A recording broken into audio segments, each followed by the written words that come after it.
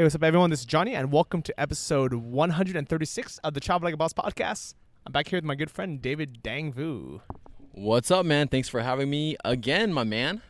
Well, so the reason why I want to have you back on is a lot of people have been asking about your other streams of passive income, like your Airbnb business and everything else you're working on. But to be honest, it's actually kind of just fun hanging out with you, and it gives me an excuse to sit down and talk business with you for an hour. Because even though we hang out all the time, we're like, we never talk about business ever. It's true, man. It's true. We hang out. We've been going fishing, going all over Chiang Mai. I mean, it's been a lot of fun here, man. Yeah, so we'll definitely talk about that because that was a crazy, epic experience. But I'm actually curious. So, like, how many people actually ask you about, ask you to be on their podcast, and what do you normally say to them? Geez, quite a bit, to the point where, like, it's almost like solicitation in a way, and I get, like, immune to everyone asking me, and I feel really, really bad, honestly. But I've only been on maybe, I think, 4 or 5 podcasts, including yours. At first, I used to do a lot of homework and, interview the podcaster and see how big their audience is. I just want to make sure it's worth my time, But ever since, kind of getting on the online scene, there's been so many people that ask me, and I really don't even know how to begin as far as, like, should I jump on that podcast?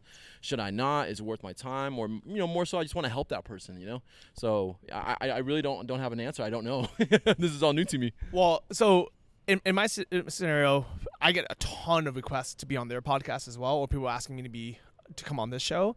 And in general, what I do is if it's through email and it's unsolicited, so I don't know who they are, I never heard of them, I almost always just delete it, because it's usually someone who's taken some course online that's like, this is what you want to do. You want to have your VA in the Philippines scrape the 200 most listened podcasts, contact them on their page, and then so it's not even them emailing me. It's like, right, it can be spammy, yeah, and it's always very spammy.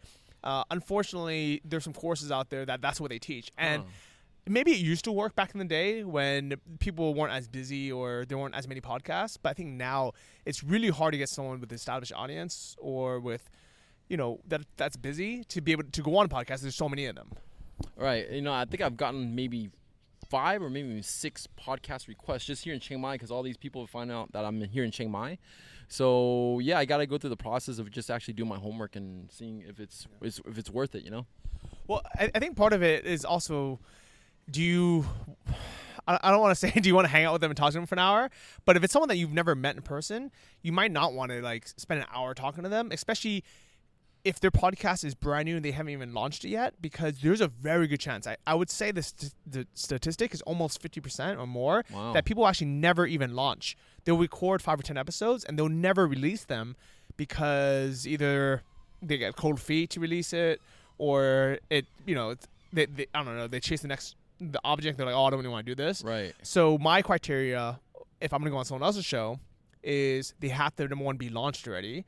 And I normally like to see about 25 episodes. Okay. Because if someone can get over 25, they're probably committed for a long time. It shows that they're serious. Yeah. Exactly. I remember when I was looking at yours. I know you, when you first initially contacted me, I put you out for a couple months. Yeah. But when I finally looked at Travel Like a Boss, I remember you had like 70 or something episodes already, and you were already well established. I'm like, this guy's a serious podcaster. He's the real deal. So that's why I was like, yeah, let's get on your podcast. So yeah, totally. Yeah, I appreciate that. And I think the other part of it is, like, if I meet someone in person, and even though they're a friend, I think they still have to launch.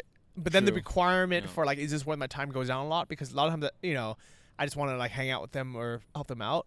But online, especially if I had to schedule, like, a time zone because I'm in Thailand and they're back somewhere else, it's like, it has to be something I know is going to reach a lot of people. It's not worth it. That makes sense. That makes sense. Yeah. But do you think a lot of it's just because we're friends that you're like, oh yeah, okay, we'll do it? No, man, I enjoyed being on your podcast. Yeah. I remember the first one we had. It was really, really cool. It was an awesome experience. I felt like we got to know each other a lot more. And then what's cool is we finally met after that, and we became friends. So yeah, yes and no. Being friends definitely helps. But anytime you want me on the podcast, I'm probably always gonna say yes. I appreciate that. So this is actually David's 3rd time on the podcast. Is it? Yeah, first time. Anthony can put in the show notes. This is episode 136. of the other two, but the first one when we talked about your eBay course, Yep. and I was trying to figure out if you were legit or not. Yeah, I remember that. The second one was when we were fishing in Koh Lanta. That was a cool podcast. And we were talking about freedom and how having passive income just frees up your time to be able to do things you like doing. Absolutely, yeah. So then this third one, I think it's going to be more about other streams of income and kind of leveling up. And I think it's so cool that the way you do things are very different than other people, but it also shows that pretty much everything works. Like everyone's personality is different, and everyone's like kind of system is different. So for you, for example, you don't even have a website really, right? Like you don't like. Do you own like your name or anything? I'm working on it. It's one of my things on my to-do list, and is a project that I've been working towards. Yeah. But I'll be done within a couple months. Which is crazy because I think you're pretty well known. I mean, there's like tens of thousands of people online. They're like, oh yeah, I've learned from David Vu. Right. I've taken his course, and the fact that you are, an internet marketer, but you don't even have a website, to me is insane. I don't have like a personal branding website, but I do have a website for one of my courses. Yes. So yes and no. I think that's actually really cool, because like for me, for example, a lot of people ask, like how many visitors I get a month on my blog or what my, like my marketing tactics are. And then when I ever tell them like, oh, I don't know, let me look it up. They're always so surprised. They're like, how do you not freaking know this stuff? Like, shouldn't you be checking this daily? Right. And I think we all have just different methods, right? Yeah, there's so many ways. I mean, there's 1,000 ways to do different things, So, having a website is great. It's something that I definitely want to do because it kind of establishes more credibility and more authority, especially with your online presence. And but for me, it's just something that I just never wasn't a huge priority for me at first. It was just basically executing and finding business models that make money and just making money from that, I like it. So one of your new projects is actually your YouTube channel. What's the URL for that? Do you know? It's just David Dang Vu, just my first, middle, and last name. Okay. I have it's youtube.com/ I got my own unique user. Oh, nice. URL now with YouTube. It's pretty cool. Got approved for it. But yeah, it's just David Dang Vu. I think mine is actually youtube.com/ JohnnyFD. Yep. I haven't looked, so I don't know if that's true. Maybe someone can look and tell me. Cool. But what made you start your YouTube channel? I was inspired by a gentleman I'm pretty sure a lot of your audience knows, Casey Neistat. I was my video editor, actually, Richard. I hired him to help me edit some of my Udemy courses and videos. And he turned me on to watching this guy named Casey Neistat who has his daily vlog. I didn't even know what that was. And he showed him a couple of his videos, and I found it so intriguing. I remember watching one of Casey's videos where he was sharing his story on why he started to make films, basically documenting his life and when he had a son. And just watching that story really inspired me. Like, man, I do a lot of cool shit, and I'm getting older, and my memory's not as sharp as what it was before. And I would like to document a lot of the cool stuff that I do. That way, 5, 10, 17, 20 years later, I can rewatch them or just share them with friends and family and my future children. So that's really the cool. main purpose is just for my personal reasons. Definitely not for money. When the money comes, cool. I'm not gonna hide from it, but it's just for personal reasons. Because you've spent a lot of money so far, like in video editing, also the equipment. So can we talk about what equipment you use? How much have you spent on that, and then how much have you spent on editing so far? So, man, I don't have a total number. We could probably tally it up right now. So, as far as camera gear, I got the Sony G7X. I think that was like about $600. Then I got the Osmo, the DJI Osmo. That was about $500 or $600 as well. I got like 4 GoPro cameras. The drone was probably the thing that cost me the most. That was about $2,000 after you get all the batteries and accessories and things like that. So yeah, we're talking about a couple grand in for video equipment, and then because editing takes so long, and there's such a huge learning curve with that, and I found myself editing some of my videos, and it would take me like 8, 10, 12 hours a day just to edit the videos. And I'm like, I can just be so much more productive. My time's worth so much more. I actually hired a actual video editor, the same guy that helps me with my Udemy videos, and I pay him a salary, a couple grand a month, and to edit my videos. That's so crazy. And how much have you actually made from your channel so far? I think I make like $70 a month or something like that. I actually checked. Yeah. It was funny because I launched the channel, I think, about 6 months ago, 5-6 months ago. And I haven't really logged into my AdSense account to actually see how much money is in there. I don't really care. And I think I logged in for the first time like a couple weeks ago, and there was like $500 in there. So yeah, it's about $70 or $80 a month. That's cool. So paid for like half a month of editing? No. Oh, no. Not even. Man. A portion of it. But so I think one cool thing is the fact that we now have the freedom to be able to invest in things that we're not necessarily going to get an immediate ROI from. No, definitely not. I mean, it's not, like I said, it's not a business for me. It's more of a passion project and a fun project. And I'm definitely very privileged and very blessed to have the income and the money to be able to invest, because that's an investment for my, just personal project, my personal future, to just document my life, I think it's really cool. Yeah. And actually, one of the reasons I'm so glad you have a YouTube channel is when we hang out, it's like I have a professional film crew with your drone, your Osmo, your all your GoPro cameras. So it documents cool things that I've been doing without me having to film, which I'm not the best at. I'm like, I do a little bit, like I probably only make like maybe, I don't know, 2 or 3 videos a month maximum. Right. And I like doing it, but it's not like my passion. I like doing podcasts a lot more than I like making videos. Yeah, there you go. So this is almost kind of like one way I document my life. And the people I meet, I can go back and listen to some of the episodes. Auditory, yeah. But I do like that you make cool videos, so then I can go back, I either share them or I can watch them myself. And it's a lot of fun for me, man. And I was talking about this to you, I think yesterday. We were talking about how, like, just the ability to make a cool video of, like, diving or something, or fishing or something, right? And, like, my mom and dad can't be next to me experiencing that same thing, or my best friend can't be next to me experiencing that same thing. But to have the ability to create that video and then share that with them and have that video for the rest of my life, I think that's priceless, right? So spending a couple grand a month, a couple $1,000s in video equipment, it's all worth it to me. It's not like I'm not. That's the ROI I receive. You know, you've inspired me to finally get my first GoPro. I can't believe I've never. When did the GoPro come out? It came out a while ago, bro. I think we're on the GoPro 5 now, man. So I'm a little bit behind on technology, but you've inspired me to get my first GoPro. I'm just for diving, because diving has always been such a big part of my life. And even though I have made a bunch of dive videos in the past, they're not like super HD anymore, because back then I don't know, maybe a couple of them are at 720, but I think most of them are like 480p. Yeah, 480p. And there's so many amazing things underwater that gosh. I want to share with the world, especially my future kids, because unfortunately the world is disappearing. Like, I don't think people realize this, but the underwater world is literally disappearing. Yeah, corals getting bleached, the environment, whale sharks are, depreciating in numbers. I mean, just all the cool creatures we have today may not exist, 3, 7, 10 years from now, So for sure, I definitely agree with you 100%, man. Yeah, a lot of the dive sites that I go to now, and I'm like, and I see, turtles or sharks or manta rays or these whale sharks.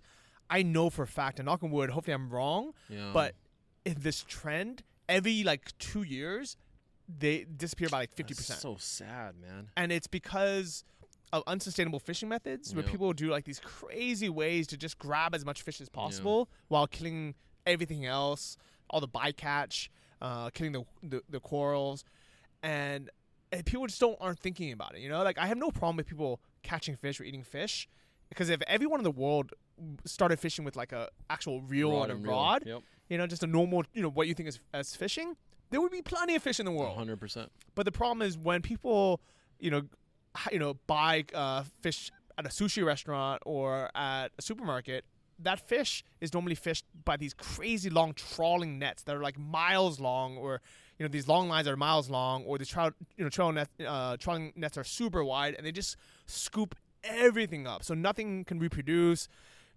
All the other like stuff is just gone. Yeah, and they're catching stuff that is being wasted too, stuff that they don't normally eat or can't eat, and it's just dead now, So yeah, 100% agree with you. So so hopefully this podcast also kind of spreads that word, so anyone who is kind of in some kind of situation where they can help that, awesome. I'm all for supporting that. So let me know if there's any programs that are actually doing some kind, like actually giving an alternative or actually fixing the problem. I'm not big on just talking about problems. I want like solutions. Yep. So for example, behind us, and I don't know. Well, by the way, this is one of the first episodes ever that I'm filming, and it's all thanks to David. Oh, I forgot we're filming. Yeah. So this is gonna be one of the first episodes ever on YouTube that with that's actually showing our faces. Right. So you guys check it out on my channel there.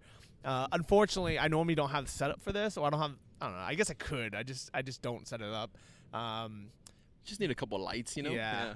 But we're sitting here on the rooftop of my condo in Chiang Mai, and we have this beautiful mountain behind us. It's Doi Suthep. It's sunset right now, and it's gorgeous. You can see the lush green. You can see like the clouds and the temple up there, and it's so beautiful. But unfortunately, every March, April, you can't even see like 20 feet because there's smoke that just covers the entire mountain from burning season. Burning season, yep. So everyone complains about it every year. They're like, oh man, burning season sucks. And during those 3 months, everyone complains about it. But the rest of the year, people forget. But what I did was I set up a recurring donation to Warm Hearts Worldwide, where they actually have found a solution. So instead of telling the farmers you can't do this, and the farmers having no solution and doing it anyways, they are actually introducing something called the Biochar Project, where they help turn those crops into biocharcoal, which they can then sell. That's pretty cool. Yeah. So things like that, I'm all for. So if anyone knows of anything like that for sustainable fishing, I'm always down to support those kind of causes. Right. I have personally never come across anything like that. Yeah, I like it. So kind of back on track. I know that was a bit of a rant. Let's actually talk about fishing, because we just came back from one of the coolest trips of my life. Oh man, look, I've been fishing since I was like 5 years old. I'm now 33, so that's nearly 30 years of fishing. And yesterday, Johnny and I got to go to Bo Sang Fishing Park here in Chiang Mai. And for those of you guys that actually appreciate fishing, you'll love this, man. It was honestly one of the best fishing days of my life, and I'm so glad you got to experience that, Johnny. I mean, we were catching some of the biggest catfish I have ever seen, period. And they're like 40, 50, 60 pounds. They're that one with your picture you got to put up on your show notes or something. But that was as big as you almost, man. I'll definitely put that in the show notes of this episode, travellikabosspodcast.com, episode 136, or just check my Instagram. Just look for Johnny FDK. But it was gigantic. It was so heavy that I was like, David, can you hurry up and take this friggin' picture, because I was gonna drop it. Yeah, it was insane. Like, I mean, I live in California, and then if you catch like a 10-pound catfish, it's like, whoa. Actually, funny story. Yeah. So my buddy Rick, I'm chatting him on Facebook, and he was telling me how he went fishing the other day. And I was like, cool, what was the biggest catfish you caught? He was like, oh, it's about 18 inches. And then I sent him a picture of your catfish, and he was like, whoa. Okay, never mind. So mine was probably like 70 inches. But not just like the size of the fish, just the whole experience. It was a really cool lake. The people there were so nice, but when you hook up one of those monsters, man, it's like a fight for your life. I mean, you're a big guy and you work out, bro, and you're sweating and you're getting worked, bro. I was looking at you. I was exhausted. If you guys have never reeled in a fish over, I don't know what, 20 pounds, I guess, or like how what do you think these weighed? They were 50 plus, the ones that you caught, yeah. Okay, so 50 pounds, you're like, yeah, I can lift 50 pounds, bro. I'm at the gym. I curl 50 pounds. All right, but trust me, it's different. Right? When you are fighting a 50-pound beast that's swimming against you, right, and they are just pure muscle, right? It's so hard. It took, for like 20, 30 minutes straight of just using every muscle you have, keeping your core, straight, using your back into it, right? And it's a delicate balance. I think that's what I like about it so much. Right. Is it's a dance where you try not to lose the fish. Nope. Yep. Actually, can you explain how that works for people that don't know? Yeah. So once you hook a fish, everyone for people that don't fish, just thinks you just hook a fish and then you reel it in. But there's so many things that can go wrong, right? The the hook can get pulled out of the fish's mouth, right? He can shake its head and you can lose it. The line can break, the rod can break, which actually did happen. One of our fishing rods broke in the middle of Johnny catching a fish, and he had a hand line it in. That was so freaking cool. One of the last fishes we caught. I want you guys to imagine what this actually means, okay? So imagine I'm like, I hook a fish. And I'm like, reeling it in, doing the dance, like right? 15 minutes back and so forth. what you do is you have to lower okay. So basically, you lean back so the rod is straight when the fish is fighting you and trying to swim away. Right, keeping pressure on the fish. Keeping the pressure, that way the hook doesn't fall out. Yep. Okay. And then as soon as you feel, and it's all about feel, right? Yep. Which is I like it a lot. Well, as soon as you feel it, like kind of taking a rest, easing up, yeah, easing up. Then you lower the rod, and while you reel in to bring in the slack. The line, yep. The line. But then you can't just keep doing that. You have to bring it back up. So is it as soon as you start feeling the fish start moving again, or no? You're basically pulling it when the rod is low. When you have the rod lowered and you're pulling the rod in, you're basically pulling it in a couple feet. Oh, so you are pulling it in. Yeah, okay. You're pulling it in. Yep. So it's like a motion where you reel in a little bit while you lower the rod. You pull it back straight. You kind of pause for a second to feel if it's swimming. If it's not, you exactly. could repeat, reel back in. But you're doing this like a dance, back and forth, yep. for 10, 20, 30 minutes at a time. Exactly. And then the fish could get a burst of energy, and let's say you reeled in 20 feet of line, and all of a sudden he takes off like 30 or 40 feet. So it's literally a game of tug of war. Yeah, and you're losing like 40 feet of line. It's a mental battle. Yeah. And so 20 minutes of this, and I'm exhausted. My muscles are just fried. I'm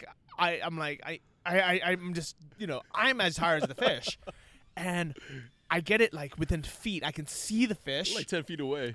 And I think it's partially because it's almost out of the water, so the weight becomes more. Yes, exactly. The fishing rod that we had snapped in half, and I'm holding on to half the rod, and I see the line going out. I was like, oh, crap. So I grab the bare fishing line. Which is not good. You can seriously cut your hand doing that. But Johnny wasn't thinking. Just I wasn't thinking. Spur of the moment, right? And I was like, I'm not letting this fish get away. I've been reading this too long. So I just grab on the line, and I'm like, wrapping it around my hand, which is not what you should do. Because you can either cut your hand up, or easily. It can drag you into the water. Yeah. Luckily, there's this cool Thai guy. He was a drummer next to us. He just comes and fishes. And he like runs up with a towel and gives it to me. And I use a towel and I wrap that around the line. And I physically just start pulling the fish in on the line until we get to the shore. Grab it we put our hand in its mouth, almost kind of like we're noodling. Yep. And we just pulled on shore. So lucky, man. So lucky. You typically things like that, you lose the fish. So it was actually really cool that we're actually able to catch it. And what's cool about this fishing too that I like at this lake is it's all catch and release. So none of the fish are taken out of the water and killed and eaten. So it's all catch and release, and it's just for fun. Yeah. So. And it is a sport, and I think if anyone has never fished before or hunted or something, there's a primal feeling that you get when you get that fish. And I think there's some people who might be listening to this. I know we got some vegans that listen. They're like, why are you doing this, bro? Right. But I swear to you that this is a primal human feeling. I do understand it is kind of an option if we do it or not. We don't actually in this day and age, we could go to the supermarket. But to be honest, as what we were talking about earlier, going to the supermarket is actually probably one of the worst things you can do to acquire food because it's not sustainable. If every single person picked up a rod and reel and went out and caught your own fish, I guarantee you this world would be way more environmentally friendly. Right. Even hunted for your own meat, 100%. Yeah. So that is, and it's kind of hard to logically fathom that. You're like, oh, well, by you going hunting and you killing an animal or you going fishing, how is that helping the world? Trust me, it is. Yep, exactly. I agree. And more than that, I mean, regardless of all that, it fulfills this primal, what is it about pulling a fish out of the water that excites you? I mean, just knowing that it's a challenge, because so many things can go wrong and you could easily lose it. But just it's like a video game for me. It's like winning. Like I accomplished and I won. And that's what makes it really fun for me. But the primal thing too, for sure. I never actually thought of it that way. But I agree. Yeah, 100%. Because I think built into every one of us is this notion that we know that if it wasn't for supermarkets, that we would starve. Right. Our family would starve if we weren't able to do this. Right. 100%. Yeah, and just having the skill of hunting and farming, it just makes you feel alive in a way, and not just relying on the supermarkets like you said.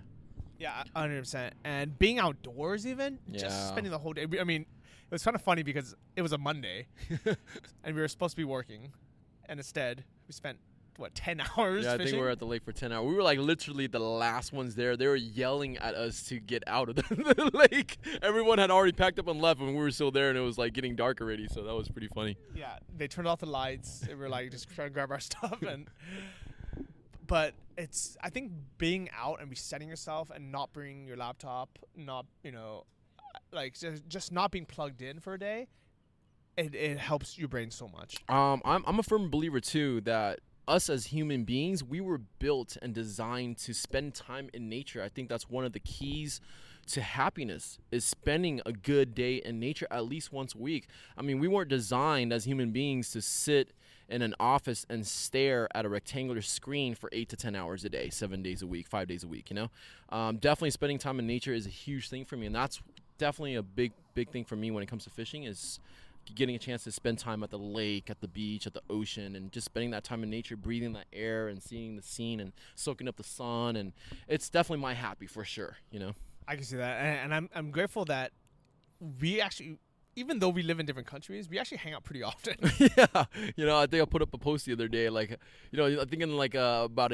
we've known each other for over a year, but we've probably done more cool shit in so many different countries than I have with my friends. I hate to say this, but my friends at home that I've known for like 10 years. It's sad, but it's true.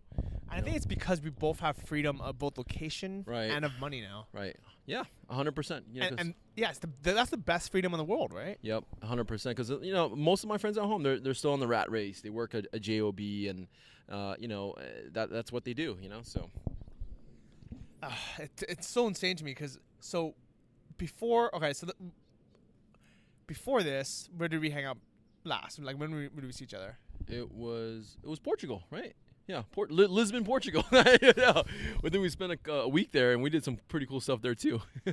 So, Chiang Mai, Portugal. Before that was in Koh Lanta. Koh Lanta, yeah. And then before that was in LA. Yeah, LA. How Anaheim. crazy is that? Yeah, all over the world. Yeah, it is really crazy. Yeah, and it's because I probably only fish when you're here, to be honest. Really? That's cool, man. I appreciate that. Yeah, so it's fun. So let's talk a little bit about the actual passive income streams, right? Sure. So if you guys want to know more about David's eBay course or how much he makes from actually doing eBay himself, that was the first episode. Right. The second episode, I think we talked a little bit about the actual, the other income streams like freedom and lifestyle. Yeah. Freedom and lifestyle.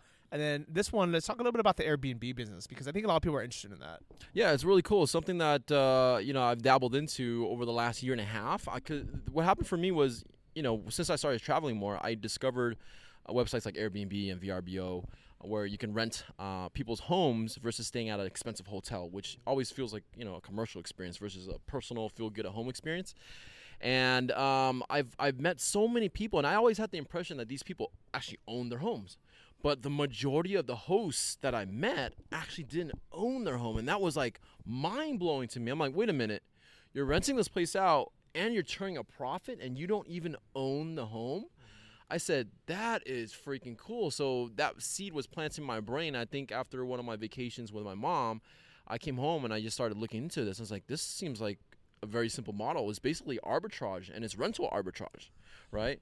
I think that's cool because I've stayed in a lot of Airbnbs now. I've stayed at them in Canada. I've stayed at them in Poland, right, and in like just random countries. And one thing I've noticed is that every host that I've stayed at, they've had multiple properties. Yeah, 100%. They don't, it's not like they bought $3 million worth of real estate. It's they're doing your exact model. They're arbitraging. Yeah, they're just hosting. They're running basically a property management company, but rental arbitrage, where basically, you're able to contact a landlord, a homeowner, a property manager, and get in on a monthly lease, and then turn around, furnish it if you have to, and then rent it more. And that's where the arbitrage opportunity lies, is because you're able to rent it long term and pay monthly, right? And then you can turn around and charge a higher rate because you're renting it out on a daily short-term rate. So you can get a lot more money doing it that way and making a profit. And the way we do it with me and my two business partners, it's a very, very semi-passive income for us. I think between me and my partners, we maybe work 3 to 5 hours a week just managing the properties, and we physically don't have to be there. I mean, I'm here in Thailand with you, and we have over 10 properties now on Airbnb, although between LA, Hollywood, Anaheim, Huntington Beach, and we're actually starting a couple in Bangkok. I think that's crazy, because when most people think about passive income, they all think online, Right. which I think is definitely the most location dependent. But the way that you're doing it is actually very good for, especially if you guys are in the U.S. right now and you don't plan on moving at least for the next couple of months. There's very little reason not to do this, because it's like a physical thing that you can like touch and you can see, and there's value there. But then you're not investing $500,000 or $1 million into a house and then to rent out. This is a way where you can get in pretty cheap. So, for example, Anaheim's pretty expensive, right? It's like it's right by Disneyland. It's California, Southern California. So how much would it be if you wanted to buy a comparable easy, condo house? $500,000. Okay, yeah, $500,000. So, you could, I guess, take out a mortgage on that. Yeah, but $100K loan, right? But then, you first off, you put $100K down, which most people don't have. Mm-hmm. Second, you'd have a 30-year mortgage that you'd be responsible for. But instead, the way you do it is, it's like you're basically just renting an apartment, right? Right, and that's the biggest difference, right? Rather than spending $100K and owning a home and renting it out long term, or even doing Airbnb when you're owning a home, I'd rather take that $100K, because a lot of these properties that we're acquiring and renting, 1-bedroom, 2-bedroom studios and condos, apartments, we only really put in between $5,000 to $10,000 each total, all in, as far as the moving costs, the furniture, the decor, first month's rent, deposit. I mean, all in $5,000 to $10,000. So you can technically open 10 to 20 with that same $100K, and you can cash flow 10 to 20 times much more money than actually owning one property and your liability is way less. Way 100% way less. Exactly. And that's why I like this model a lot more, because you can make so much more money with little risk. So I like it. So I remember staying in one of your Airbnb properties, actually even before I met you in person. Yeah. It was cool. It was crazy. It was about a year ago. Dave was like, "Oh, I heard you're coming to LA." Yep. He's like, "Do you want to stay in one of my places?" And I was like, That'd be cool. Actually, I need a place to stay. And he set me up and he said, "Here's the instructions." And you never had to personally do anything. No. It was all automated through a VA. They sent me an email saying, check-in instructions. Here's your check-in instructions. Here is the direction of the place. Here's how to open the lockbox so you can get your key. Yep, 100%. When I went in, it was like, here's your Wi-Fi code. Here's everything. Yep. I was like, oh, this is very comfortable. Yep. And I actually remember thinking, like, this is like really, really well run. Mm-hmm. Right. And then when I finally met you like 4 days later, even though I had been staying at your place for 4 days, I was like, this is cool. It's like it feels very virtual. Yep, it's a very, very cool model, and you can definitely cash flow and make a good amount of income. I mean, each property for us, we generate anywhere between $2,000 to $3,000 each property. And that's in profit. That's in profit. That's crazy. Yeah. So the rule of thumb, and I'll give this to your audience, is you want to 2x your rent, right? So if you're paying $2,000 a month in rent, your minimum goal is to bring in $4,000 in revenue, so you could double your money, so make $2,000 profit. But there's different seasons in the vacation rental market, because for us in Southern California, a lot of people like to travel there during the summertime. So when summertime hits, we charge triple or quadruple. We make $6,000, $7,000, $8,000 sometimes on any given month. So it's a very, very lucrative model, and you can definitely do it semi-passively. Mm-hmm. I like that. So I remember, and I'm guilty of this, is when you first told me about it, I was thinking kind of very close-minded, and I was like, I don't know if I'll do this. What if, right? Mm-hmm. So all the what if questions I had were things like, what if Airbnb shuts down on your city? What if? And that does happen. Yeah. It does, yeah. What if this? What if that, right? And I think like any kind of business, there's always going to be the what ifs. Right. But what I liked was when you explained to me, you're like, you said the calculations for the money that we would put in to buy furniture, and then the money that we would lose on our deposit if we broke at least early, is made up in X amount of months. Can you kind of explain how that works? Yeah, so going in, when we first acquired our first property, it was 2-bedroom, 2-bath in Huntington Beach. We were just testing the market. And the math that I had it down was we are going to invest $10,000 and we're going to make about $2,000 a month. So we should technically get our ROI back in 5 to 6 months, at least, When we went all in, we ended up making our money back within 3 months. And a lot of our other places within 2 months. So as you can see, the risk is very, very, very minimal. So could we kind of break down what those costs were? Like, so first and last month's rent? Yeah, no, it's usually first month's rent and deposit. Okay, right? which is my $2,000. The deposit for that place was about $1,000, so $3,000 just to move in. Okay, so if 2 months later you decided to cancel the contract, what would you lose? We would just lose that month's rent. Okay, and maybe a couple $100 penalty for canceling. Okay, early, yeah. And I guess in the worst case scenario, if you lost the whole deposit, so in total that would only be, few $1,000s. Couple $1,000s. Okay, and then you still own the furniture because that's your stuff. Okay, right? So the furniture, how much are you spending per unit to build that out? So on 1 bedrooms it's about $4,000, and 2 bedrooms is about $6,000 because the extra bedroom is just another bed and a nightstand and a dresser. But that's pretty much it. But I guess the good thing about that is that like once that's kind of paid off, that's yours. So if you wanted to, you could sell it again. Exactly. Okay. Exactly. Yeah. And you own it, and it can. And once you turn a profit, it's really cool because it's all 100% pure cash flow profit. So from there, those sound like the two big expenses. Are there any other expenses? No, that's pretty much it. Yeah, pretty much it. And then besides that, you want to build a team. That's really key to running a successful semi-passive business because you can do everything yourself. You can. You can't imagine doing it, but cleaning the place yourself, stocking the place yourself, checking the guests in yourself, handling all the customer inquiries yourself. That does take a lot of work, but if you outsource everything and hire the right people to do it, that's where you free up so much of your time and you can just kind of manage everything on the back end. I like it. So for your first property, did you do that stuff manually in the beginning? 100%, because you have to. I think anyone starting any business, you got to get in the trenches and dig the ditch, right? You have to do the work, so that way you can learn the ins and outs of the business and learn what it takes to optimize it, and then build the right system and find the right people to manage. So yeah, the first two we did on our own, and we made so many mistakes, bro. Oh my gosh, I think we spent like a week shopping because we're guys, we're not like interior decorators or designers, so we did all the shopping ourselves. We went back and forth to the furniture store. I remember one of the biggest mistakes we made was we rented a U-Haul truck. And we wanted to save money, so we started driving around LA, going to all these used furniture places. We went to like 7 or 8 furniture. We spent the whole day to look for like a dining set, or sofa, a bed. And I'm like, this is so stupid. I'd rather just have like a furniture broker and buy it new, because that would save me so much time, and have them come. And then after we got the stuff, me and my friend spent 2 days assembling everything. Like, it was horrible, man. Like, so doing that though, it makes you learn, right? It makes you smarter and more creative, right? So then, yeah, we went to the furniture broker, and we can order anything and they come and install it within a couple hours. So yeah, you learn as you go. Okay, so here's my my cheapness coming out. I remember when I first saw. No, I'm good. When I first stayed at the place, I was like, man, this is like really nice furniture. And then you told me you bought everything new. In my mind, the first thing I thought was like, oh man, I can arbitrage this even cheaper by going on Craigslist, getting like secondhand stuff.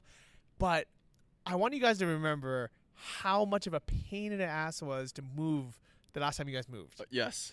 Now imagine doing that for an entire house and doing that like all the time. Well, remember, because now this is a business. It's not your personal place to live, right? So let's say you moved in on the 10th of the month. Every day that it's not being rented, you're losing money, right? So the number one goal when you acquire a place and you're moving in is to turn it around as quickly as possible. So driving around and buying all this stuff and buying secondhand stuff, it was just really a waste of time and take too much time. For us now, we have a system built where we can turn around the place within 24 hours. So literally a day after we move in, it's already rent ready and it's actually already rented. That's how quick we are now, That's so cool. And I think that is like higher level thinking that most people have. I think a lot of people don't value their own time. And I think that's one of the biggest problems that a lot of people who want to be an entrepreneur they suffer from is that they don't value their time. They think, oh, okay, I can save some money by learning it on my own or doing it on my own. And first off, they underestimate the amount of time it's going to take. Right. Because normally it's going to take 10 times longer than people think. And then they also don't realize that they're losing money every day that it's not up. Yep. 100%. I agree. I like it. So you said you have 10 properties now? Yeah, we have 9, and then we got 3 in Bangkok that we just need to list and put the photos up. That's so insane. Yeah. So you guys are growing pretty fast, right? Because when did you start doing this? 19, 20 months ago. So not even 2 years yet. Wow. Almost coming up in 2 years. Okay. And what are you guys profiting every month from this now? We're profiting easily over 10K a month. Easily. That's so cool. On a minimum. Sometimes as high as 20K on like the summer months. And now that a lot of these properties have kind of paid themselves off, I guess, like in terms of like furniture has been paid off, the deposits are kind of paid off.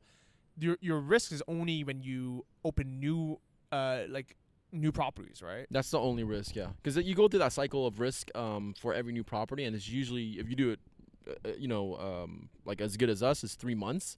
But if you do it normally, it could probably take 6 months to get your ROI back. But that's pretty much it. And then after that, it's no risk. I think it's really cool. I'm really excited about this. I think this is something that anybody can wrap their heads around because everyone knows how to rent a place because I'm sure everyone's rented an apartment before. Everyone knows how to furnish a place because everyone's moved into a place before, especially if you just hire, like you did, an interior designer, which I think is really cool. Yeah, interior decorator. It's a very simple model. There's no rocket sciences. It's just all execution. But it's just a 3-step process where you're acquiring the property and then you're furnishing it and then you're just renting it out on websites like Airbnb and VRBO and just making sure you set it at the right competitive price, making sure that you have the best photos because photos are everything when it comes to vacation rentals because that's the number one selling point. That's the first thing people see, So just making sure their place is picture perfect and rent ready and looking good and it's very simple. Yeah, and then just building systems around it that allow the property to sustain itself while you're not there is also very key to having that lifestyle. And I think that's when like going through like your course on Airbnb is most helpful. But I think to get started, a lot of people can kind of just be like, all right, you know what, let me just kind of make some mistakes, learn my own. But then once they want to scale it up and automate it, or if they are the type that they don't want to make the mistakes in the first place, they can go straight through your course, right? Yep, and that's what's really cool. We just launched this course, I think, about 2 or 3 weeks ago. And it's a course that we've actually been working. Actually, the last time you were there in Cali, we were recording at the place that you were staying at. And I wanted to make this course really professional, high quality, amazing value and content. And the reason why it took so long to finally complete it was I felt for the last 8 months it wasn't complete and it wasn't ready. But finally, we finally finished all the lectures and then launched it a couple weeks ago. And it's been a huge success. So I'm really, really happy for a lot of the students. I think it's super cool that you guys filmed it on location in your Airbnb properties because then people can kind of see that this is what it looks like. This is real. That's the biggest differentiator for us because I checked out. There's a lot of courses, when it comes to teaching something about eBay or teaching how to make a podcast. There's definitely dozens of courses out there on Airbnb, and I've checked a lot of them out. And the biggest thing I didn't see, and what makes our course so unique and different, is we take you behind the scenes, where we show you how we think. Like, hey, this is a 1-bedroom, this is a 2-bedroom. Here's our layout. Here's the beds. Why did we choose this bed over that bed? Why did we choose hardwood floors over carpet? All those little details. Those little 1%ers, and we just really take you behind the scenes as if you were right next to us.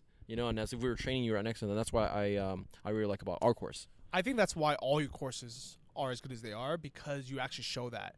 Kind of like, so for example, David's eBay course, if you guys aren't part of that, he actually shows you his stores. He shows you his dashboards. He shows you how much he's making. He even shows you some of the products that he's selling. So that way you can kind of see exactly, not only do you get the concept of how to do it or why to do it, but you can see that how he's done it. And I follow the same thing for my Earnest Affiliate course, where I show you guys my dashboards of the products I promoted, how much I made from it, which post it came from, and how much money I made from each of those. And I think that is a very key part of any course, where even though in the ideal world you don't need it, you can kind of just take the person's word for it, that they know what they're talking about. You can just learn from it. But I honestly think that people kind of need to see it. I think that's one of the best and fastest ways to learn. It's called modeling knowledge, Where, I mean, if you take, for example, like Michael Jordan, right? And if you want to learn how to shoot a basketball, you can listen to someone telling you how to shoot a basketball. You can watch a couple of videos of it. But imagine if you could be right next to Michael Jordan, watching him shoot the basketball and paying close attention to what he's doing. I think you can learn a lot better because you can model right after that, you know? So that's why when I teach any course, it's all about that student watching me and learning from me. And how do I do that through the camera is by emulating that kind of environment to learn, modeling knowledge. I think so. So if you guys are curious what David's courses are, I'll have a link to it in the show notes, episode 136, the Travel Like a Boss podcast, or you can kind of just click on your phone and it'll probably take you there. So one thing I really like about the Airbnb business, even more than I like about all the other online courses we do, is because people can physically touch it. They can physically go there. And I think that is a big step that a lot of people who are trying to transition from an offline business to an online business kind of need. You know, I think for me, it was really hard when I started to go completely online and completely virtual. Right. To try to sell something that, you know, is digital, you know, because it's like, it's so, I don't want to say airy-fairy, but it's like one of those things like, it's hard to like, it's different than physically holding a product in your hand. Right. You know, physically stepping into a room, because when someone steps into an Airbnb, they're like, I can see why someone would pay $150 for this, you know, because it's like you lay on the bed, you're like, and you see all the furniture, you're like, and you see the location, you see the layout, and you're like, okay, I can see why people would pay $150 for this. Versus when you try to sell an ebook or digital product, it's really hard to know, is this worth $299 or is this worth $299? Yeah, you know, I agree with you too, because I mean, I like both. I like online and I like offline businesses. I mean, the majority of the money we spend is offline. We go eat at restaurants, we go to the grocery store. So, you know, I wouldn't mind having a lot of offline businesses. I wouldn't mind owning 1,000 gas stations or a bunch of car washes. That's actually one of my visions in the future, is to own a bunch of offline business and online business. But the thing I like about the vacation rentals is it's kind of both, you know, because you have that tangible asset and product and that actual property. But then you also have the website where you have to manage and go in there and, you know, tweak the title and the settings and the photos and stuff. And it's really cool. And one of the biggest benefits to having these places is just like you mentioned, it's a place where, let's say it's not booked for a couple nights, you can go there and stay. You know, you can have friends and family come over and you can block out the dates for them. So you always have a place to, one of my visions is to have Airbnbs in all my favorite countries and all the states that I like visiting a lot. So that way when I travel, I don't need to book a place to stay. I always have my own place that I can stay at, you know? So I think that's pretty cool too. You know it's going to be nice. You know it's going to be designed the way you want. You know it's going to be easy. Exactly, yeah. So that's what I love it. I love this model. I definitely see our vision expanding and growing to, you know, 40, 50, 100 plus properties. I mean, as big as we can go. So what do you think is the main thing that's kind of bottlenecking that growth? The biggest thing that's bottlenecking that growth that we're encountering is Airbnb's messaging system is not set up for business owners like us. It's really set up for people that own 1 or 2 properties and list it on their Airbnb. Their messaging system is really archaic. There's really no way to organize your guests. Like basically how it works is it's kind of like Facebook. Every message that comes in, it just gets flooded down. So there's no way to manage like the guests in a fashionable way. I actually met one of the largest hosts in Southeast Asia in Bangkok. He actually has 50 plus properties, and he has 4 full-time employees working, 24-hour shifts just to respond to messages. So that's one of the biggest things that going in we're still trying to figure out. You know, so that's kind of bottlenecking us from growing and moving faster. Yeah. So Airbnb, if you guys are listening to this, you guys should start an Airbnb business account, premium account. Maybe charge some extra money for it. I'm sure people like David would be happy to pay for it. Totally, exactly. Yeah. So yeah, I like it. But you know, that's a high value problem to have. I think these are things that people will, even though it's kind of nice to know, like what you should kind of think about, you know, 2 years on the road. I think it's better not to focus on these things. And just say, you know what, every business is going to have some kind of bottlenecks or some kind of issues that come up. Let me just get started on my first one. Yep, exactly. You know, and that's what we did. We got our first one. We made our money back. And, you know, for us, it's a little bit different because we don't need the money per se, right? It's not something that we have to live on. It's not our paycheck. Between me and my business partners, we all 3 of us have so many different things going on as far as other income streams. So what we did was when we made that money back, our ROI, we just took that money and got the second property, right? And so we doubled. And once that second property made that money back, it's now doubled. And we took that money, we opened up 2 more. You know, so we went from 1 to 2. We just doubled every month. 2 to 4, 4 to 8, and now we're sitting at 9, going on 12. So it's pretty cool. And now that money is catching up so fast, we have more money in our account than we know what to do. We can open up 10 next month when we wanted to with all the cash that's in there. You know, it's crazy. Yeah. I think that's super cool. So I'm gonna give everyone a bit of homework. Okay, your homework is if you guys have a spare place that is not being occupied right now, or the next time you guys go on vacation for even a week or longer, I want you guys to rent out your place on Airbnb. And I want you to do this, even if you're not going to jump into this kind of model yet. I want you to get the experience, build up, go through the process of creating an Airbnb account. That's actually pretty smart. I want you to, get, those, kind of get that experience, but also kind of get a feel of what it's like. And you can start building up your credibility on Airbnb. So if you do decide you want to do this, that you guys have a platform. You have a base. Yep, and I encourage anyone listening too, if you are interested in looking into this or starting something like this, I mean, you really just gotta do your homework, right? I always tell people you want to be in an area where there's a lot of people coming in and out. Touristy areas are really good, like Bangkok, Chiang Mai for sure, Lisbon, Portugal, right? Like I wouldn't do it in like Ada, Oklahoma. Like in the middle of nowhere where people don't go, because obviously there's not a big market for that. So obviously do your homework, find a good location, negotiate a good rent with your landlord, and then just give it a shot, follow the course. Yeah, totally. Yeah, I like it. But I mean, if you guys already have a place, I know so many people that have a place that's sitting empty, or let's say you rent it to someone, right? The next time they move out, instead of renting it directly to the new tenant for a year, just give it a shot. Right. Like you already own the place, you have nothing to lose. Just try it out, and you'll be surprised how easy it is to become a Airbnb host, which is basically like a mini hotel owner. Yep, basically, yeah. And then the returns are really good, and typically, on average, it's 40 to 70% more that you can make versus renting it out long term on a monthly basis. 100%. Yeah, I 100% agree. So. If you want to check out David's course, check out the show notes of this episode. Me and David are going to go enjoy the rest of Chiang Mai. You're here for another week at least? A couple of days, man. I've been here for a while. So yeah. Okay. Gonna be ending the trip soon, unfortunately. I love Chiang Mai. Johnny, thanks so much for spending all the time with me the past couple of days, showing me all around Chiang Mai. And I can't wait to be back, man. I have a feeling David's definitely going to be back. I'm going to come back for a couple months for sure. Maybe in February? February. Yep, February. Yes, I told you yes. Yeah? So here's the official announcement that we have David on the podcast. He's committed to be one of the speakers at the 2017 Nomad Summit. Super excited for that, man. I'm so excited to have you there, because I know that you don't speak for any conference. So, the fact that you want to come and share value at ours, I'm very excited about that. Awesome, man. Yeah, I can't wait to meet everyone and see all your listeners. Very cool. So if you guys haven't bought your tickets yet for the Nomad Summit, it is February 4th here in Chiang Mai, Thailand. We're going to have a pre-event networking event the day before, and then we're going to have a pool party the day after. So it's going to be all weekend. But the event itself is on Saturday, February 4th, and you can get tickets at nomadsummit.com. It's going to be an incredible event. If you want to see videos from the last 2 years, just go on YouTube.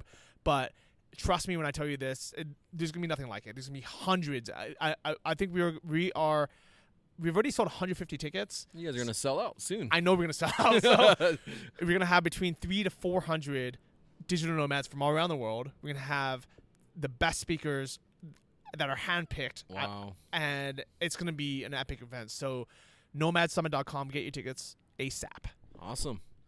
See you guys all next week, and see you out here in Chiang Mai. See you, David. Take care, guys. Awesome, bro. That was fun, man. Yeah, that was really good. It's fun. Always fun, right? How long is it? It's 53 minutes. Cool, man. That's perfect. TLAB.